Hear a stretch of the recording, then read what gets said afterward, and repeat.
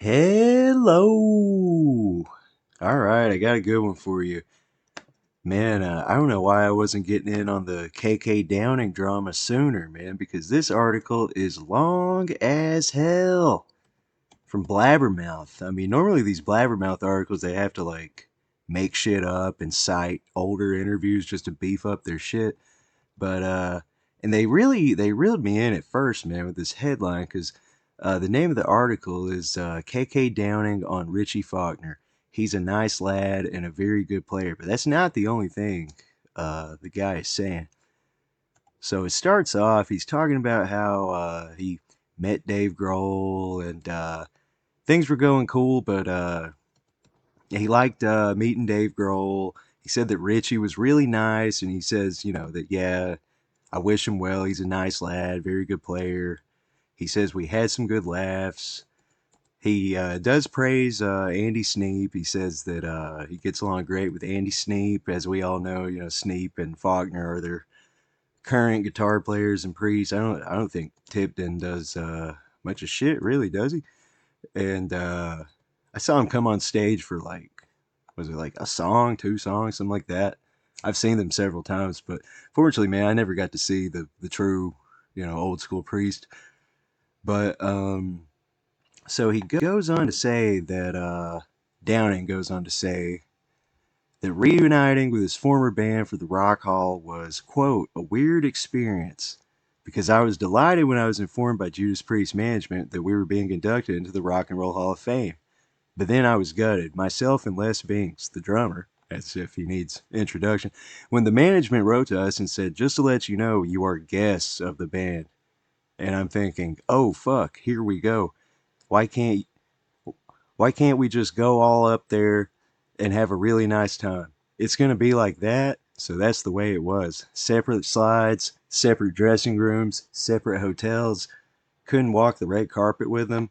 And I'm thinking, this is really disappointing. I devoted my life to this, to that band. I devoted my life. I never left that band to record with other musicians like Rob did and Glenn did. I was loyal and true to Judas Priest because I started it. I introduced those guys into the band and I was devoted to it, and I'm getting treated like this. And I'm thinking, this is bullshit.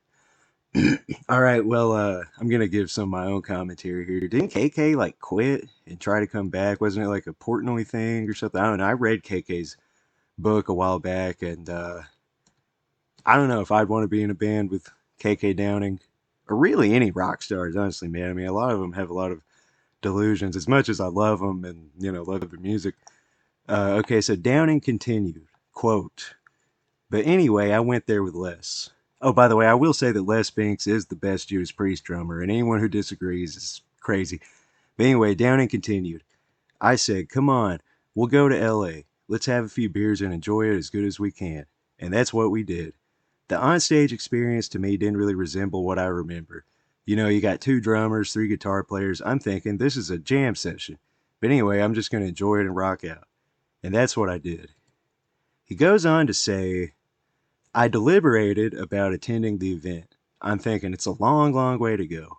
I'm not exactly sure how it's all going to pan out. But both myself and Les Binks, we were delighted when we heard from the management that we were going to be inducted. That was great. But shortly after that, we had another email saying, just to let you know that you and Les are guests of the band, so straight off the bat, I'm thinking, oh, here we go. This is not exactly how I thought it would go. Obviously, we were kept segregated. So it was just total segregation, and that was it. All right, so he goes on to say, yeah, more shit on Richie, talking about how nice Richie was. Okay, he goes on to say, even right up until the performance, I wasn't sure. I kept saying to myself, am I doing the right thing here? Is this really heavy metal? I'm with a bunch of guys that fucking hate me. I'm looking at Ed Sheeran. I'm looking at Dolly Parton. I'm thinking, fuck it. Am I in the right place? Is it all a dream? I'm thinking, oh, what the hell? Just grab the guitar and do it and get to the pub. And that's what I did. I came off stage, put my clothes on, went straight back to the hotel bar, and I had some beers, and it was great. All right, now we're finally getting to the more interesting part here. KK confirms that he did have a brief chat with Rob Halford. All right, so KK says, Rob came over to me And I didn't want to speak to him at first because he left the band for 14 years and I was instrumental in reinstating him back in the band, having him back in. And then he tells me that I can't rejoin the band. How does that work? I don't know how that works. It's Glenn and Jane who make all the decisions, which, for those who don't know, Glenn Tipton and Jane Andrews are married, I believe.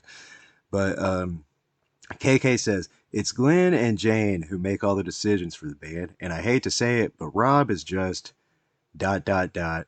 I really think that dot, dot, dot. The only reason I spoke to Rob at the Rock Hall is because I think he's being controlled. That's the only reason. I don't believe that Rob voted not to have me back in Priest. I think he was forced to. I think Rob would have voted me in, but it was their choice. And now Richie's off doing his own thing with elegant weapons and everything, so it's not looking great for him, really, is it? Alright, so interesting stuff, man. Sounds like KK is still pretty bitter, but I mean, I know he's out there doing his thing with the KK's Priest thing, which I'm not really like too into or anything. They actually, hell, they played near me like, I don't know, 2 nights ago, and I actually didn't go. But I will be seeing the new, uh, fake Judas Priest. You know what I mean? Later this year. But yeah, I don't know. KK sounds pretty bitter.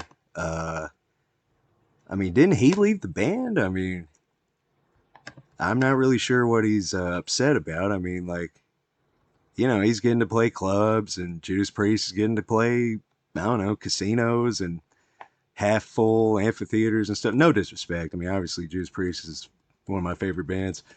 I still haven't checked out the new one. I'm sure it's good.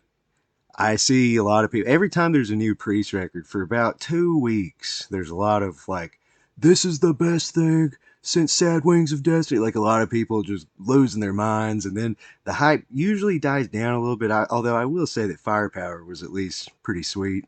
But I'll check out Invincible Shield once I get some time, and I'll give y'all a good review and watch everyone get mad in the comments that I didn't like a song or something.